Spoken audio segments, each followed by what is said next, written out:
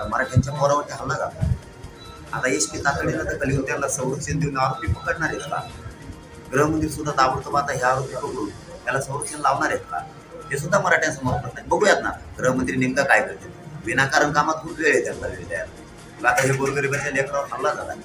दिवसा ढवळ्या जर असे मराठ्यांच्या लोकांवर हल्ले व्हायला लागले आणि फडणवीस साहेब गृहमंत्री असताना बघूयात आता किती न्याय दिले. बाकी करता वेळ आहे त्यांना. खोटे गुन्हे दाखल करायला लावायला, एस पींना सांगायला, पिंपळनेरच्या गाड्या धरायला लावायला, महिलांवरती गुन्हे दाखल करायला, तिथं पोराने हलक्या लावल्या, डीजे लावले, तिथं गुन्हे दाखल करायला वेळ.